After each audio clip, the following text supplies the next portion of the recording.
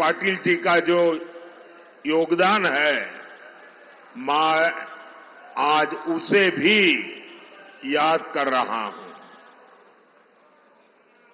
साथियों, आज तीसरे चरण का मतदान चल रहा है।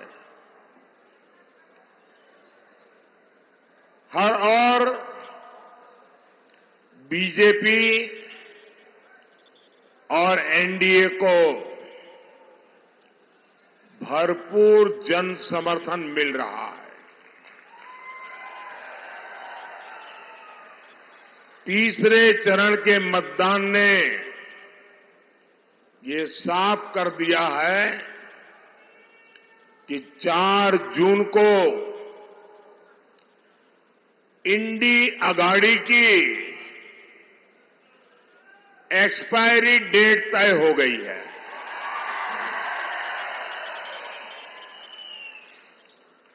चार जून के बाद इंडी वालों की झंडी उठाने वाला भी कोई नहीं मिलेगा।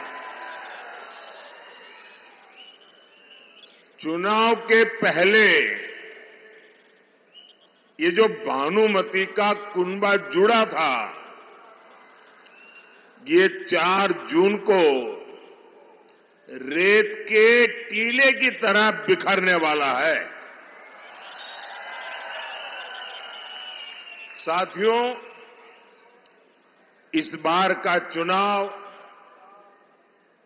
संतुष्टिकरण और तुष्टीकरण के बीच हो रहा है। बीजेपी एनडीए का पूरा प्रयास अपनी मेहनत से देशवासियों को संतुष्ट करने का है। वहीं इंडी अगाड़ी वाले अपनी साजिशों से अपने वोट बैंक के तुष्टीकरण में लगे हैं। कांग्रेस ने तो अपना पूरा मैनिफेस्टो ही मुस्लिम लीगी बना दिया है।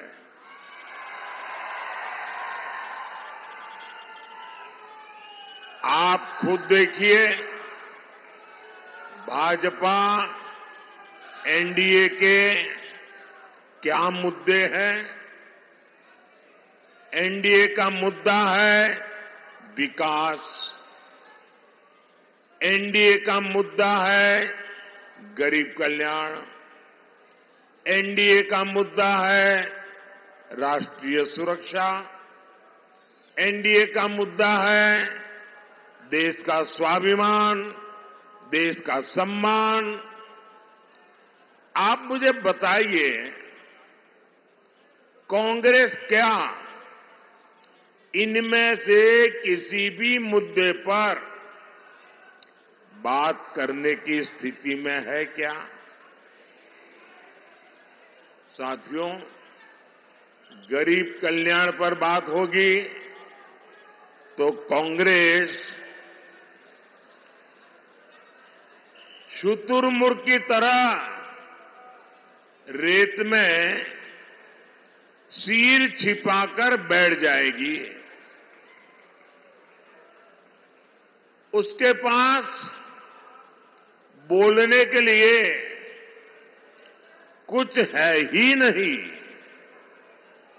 कांग्रेस ने 50 साल गरीबी हटाने के झूठे वायदे किए। उसने गरीबों से सबसे बड़ा विश्वासघात किया। और मोदी गरीब कल्याण पर क्या बोलेगा? मोदी 4 करोड़ घर, पक्के घर की बात करेगा। मोदी 50 करोड़ गरीबों के जनधन खातों का हिसाब देगा। मोदी 80 करोड़ जरूरतमंदों को मुफ्त राशन का हिसाब देगा।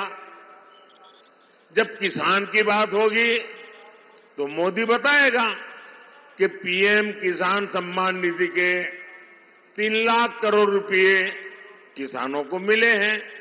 मोदी फसल बीमा योजना से किसानों को 1.5 लाख करोड़ रुपए का मुआवजा मिलने की बात करेगा। मोदी फसलों की एमएसपी में रिकॉर्ड बढ़ोतरी का हिसाब देगा। और कांग्रेस क्या करेगी? कांग्रेस अपने मुंह पर पट्टी बांध लेगी। भाइयों और बहनों, आज के दिन कांग्रेस और इंडिया अलायंस ने अपनी बहुत खतरनाक, मैं दोबारा कहता हूं, बहुत खतरनाक साजिश पर खुद ही मुहर लगा दी है। इतने दिनों से मैं बार बार देश से कह रहा था कि कांग्रेस और उसके साथी बहुत खतरनाक खेल खेलने में जुटे हैं। आज इंडी गठबंधन के एक बहुत बड़े चेहरे ने इस खतरनाक साजिश से नकाब उठा लिया है। ये इंडी अलायंस के सबसे बड़े पार्टनर बिहार में अभी अभी जेल से बाहर आए हैं। अदालत ने जिनको सजा दी है, आप जानते हैं ना? जानते हैं ना? कौन? हाँ, कौन? कौन? जी, वही चारा घोटाले में जिन्हें अदालत ने दोषी करार दिया, उन्होंने आज मीडिया के सामने साफ साफ कहा है कि इंडी गठबंधन की सरकार आई तो देश में मुसलमानों को आरक्षण देंगे। और सिर्फ आरक्षण देंगे इतना ही नहीं, बल्कि पूरा का पूरा आरक्षण देंगे। और पूरा का मतलब है, अभी पूरा आरक्षण किसके पास है?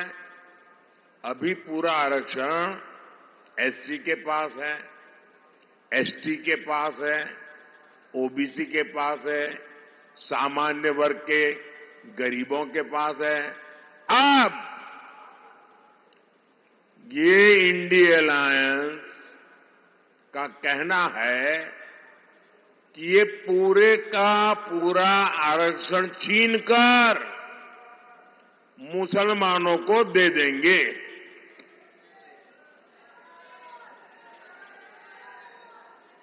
यानी एससी, एसटी, ओबीसी और गरीबों से छीनकर ये अपने वोट बैंक को पक्का करना चाहते हैं। जिस काम को करने से बाबा साहब आंबेडकर ने रोका था, पूरी संविधान सभा ने रोका था, वो पाप ये कांग्रेस और अगाड़ी वाले करना चाहते हैं। संविधान धर्म के आधार पर आरक्षण की मनाही करता है। अब ये इंडिया अलायंस वाले संविधान बदलना चाहते हैं ताकि अपने खास वोट बैंक को ये खुश कर सके। गरीब, एससी, एसटी, ओबीसी, माताएं, बहनें, युवा, इनको पूरी तरह से नकार चुका है। इसलिए अब किसी भी हद तक जाने में जुटे हैं। मैं जरा आपसे पूछना चाहता हूं, आप लोग हिंदी में पूछूंगा तो समझ लेंगे ना। मैं आपसे पूछना चाहता हूं, क्या आप ऐसा होने देंगे? क्या आप ऐसा होने देंगे? पूरी ताकत से दूर से भी आवाज आनी चाहिए। क्या आप ऐसा होने देंगे? साथियों, इंडी अगाड़ी का कोई हथकंडा जनता के सामने नहीं चल रहा है। ये हताशा सीमा पार भी दिखाई दे रही है। यहां वाली ए टीम हार रही है, इसलिए कांग्रेस की सीमा पार वाली बी टीम एक्टिव हो गई है। सीमा पार से कांग्रेस का हौसला बढ़ाने के लिए ट्वीट किए जा रहे हैं। बदले में कांग्रेस पाकिस्तान को आतंकी हमलों में क्लीन चिट दे रही है। भाइयों और बहनों, मैं आज आपसे पूछता हूं, पूरे देश से पूछता हूं, महाराष्ट्र की धरती पर मुंबई में 26/11 का जो आतंकी हमला वो पाकिस्तान ने करवाया था या नहीं करवाया था? किसने करवाया था? किसने करवाया था? हमारे जवानों को किसने शहीद किया था?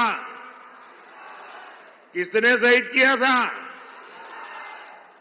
हमारे निर्दोष लोगों की हत्याएं किसने की थी?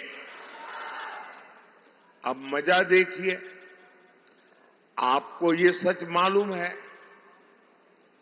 पूरी दुनिया को ये सच मालूम है। हमारे देश की अदालतें भी फैसला दे चुकी हैं, और तो और पाकिस्तान खुद भी स्वीकार कर चुका है। आतंकियों की फोन रिकॉर्डिंग मौजूद है, लेकिन कांग्रेस पार्टी आतंकियों को बेकसूर होने का सर्टिफिकेट जारी कर रही है। साथियों, 26/11 के मुंबई आतंकी हमले को लेकर महाराष्ट्र में कांग्रेस के नेता का बयान तो बहुत खतरनाक है।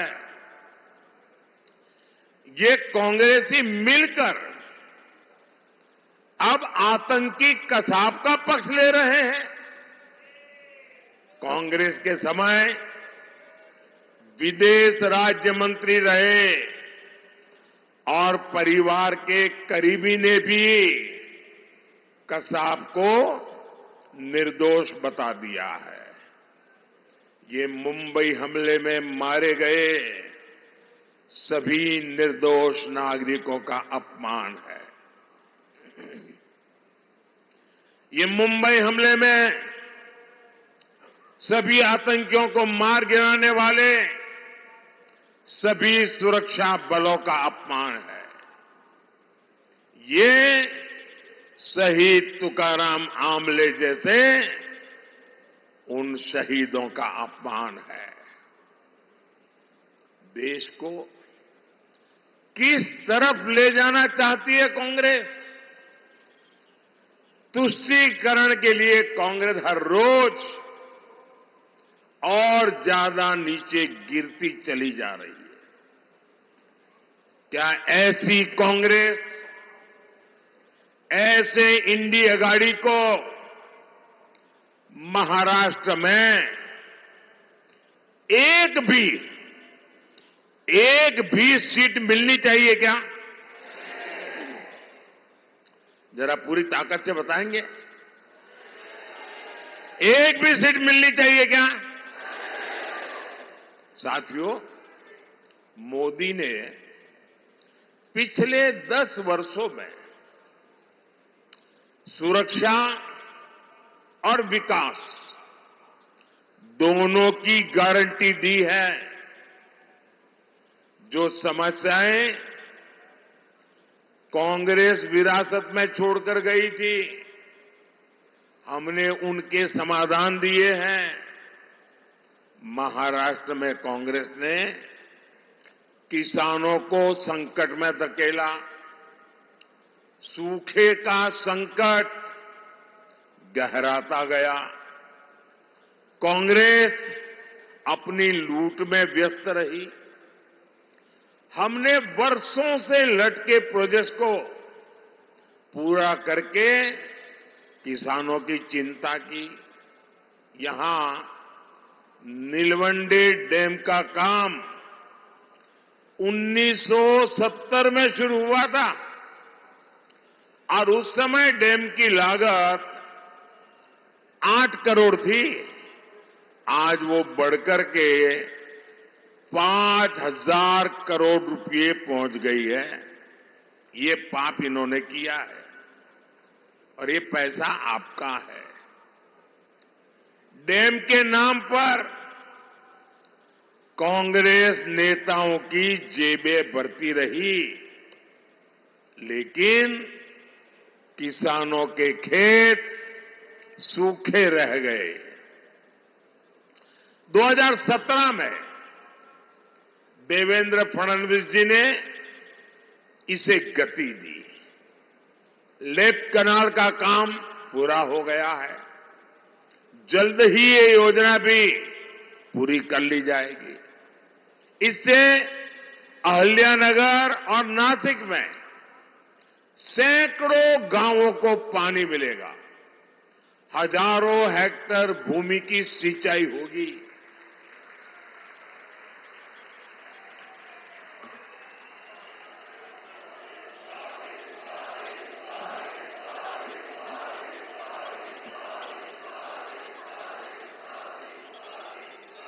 साथियों, बीजेपी एनडीए के लिए किसान कल्याण सर्वोपरि है। ये हमारी टॉप प्रायोरिटी है। हमारी सरकार में गन्ना किसानों को पहले से ज्यादा पैसे मिले हैं। आयकर के, इनकम टैक्स वालों के 10,000 करोड़ रुपए माफ करने से लाखों किसान परिवारों को लाभ हुआ है। महाराष्ट्र के किसानों को पीएम किसान सम्मान निधि के रूप में 30,000 करोड़ रुपए से ज्यादा सीधे खाते में भेजे हैं। साथियों, विकसित भारत के लिए नारी शक्ति का सशक्त होना उतना ही जरूरी है। आज महिलाओं को सेल्फ हेल्प ग्रुप्स के जरिए नए अवसर मिल रहे हैं। मोदी का संकल्प है, हम 3 करोड़ बहनों को लखपति दीदी बनाएंगे।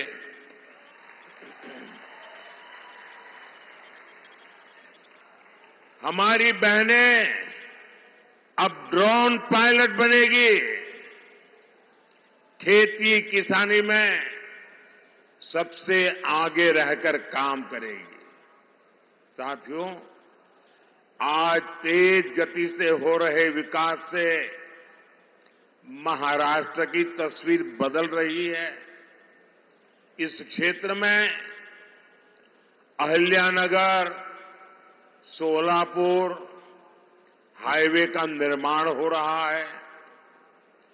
आउटर रिंग रोड का काम हो, नए नए एक्सप्रेस वे हो, इकोनॉमिक कॉरिडोर हो, रेलवे और एयरपोर्ट का विकास हो, सभी पर हमारा फोकस है।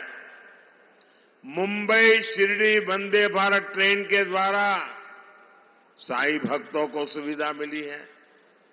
इससे इस क्षेत्र में पर्यटन और रोजगार के अवसर तेजी से बढ़ेंगे। साथियों, 13 मई को आपका वोट देश और महाराष्ट्र का भविष्य तय करेगा। मेरा अनुरोध है, अहमदनगर से भाजपा प्रत्याशी डॉक्टर सुजय राधाकृष्ण विखे पाटिल जी और शिरडी से एनडीए प्रत्याशी शिवसेना के सदाशिव लोखंडे जी को भारी मतों से विजयी बनाएं। इनको मिलने वाला वोट केंद्र में मोदी को मजबूत करेगा।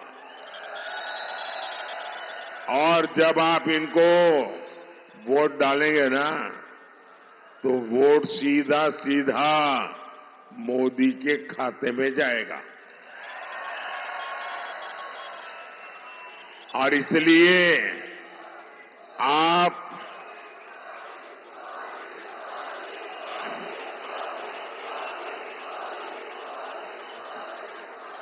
ज्यादा से ज्यादा मतदान कराएंगे, पुराने सारे रिकॉर्ड तोड़ेंगे, पोलिंग बूथ जीतेंगे। देखिए, अगर आपने पोलिंग बूथ जीत लिया ना, तो मैं आसानी से लोकसभा सारी जीत लूंगा। और इसलिए आप मुझे बूथ जिताकर दिखा दीजिए। और मुझे पक्का विश्वास है, इतनी बड़ी विशाल रैली, सारे बूथ जीतने की ताकत है आप में। जीतेंगे ना? पक्का? बोलिए भारत माता की, भारत माता की, भारत माता की। बहुत बहुत धन्यवाद।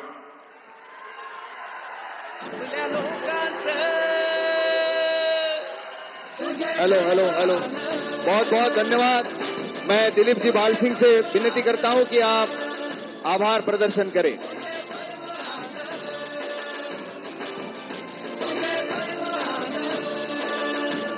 आभार प्रदर्शनाची विनंती आहे सन्माननीय दिलीपजी भालसिंग यांना। आपण घेऊया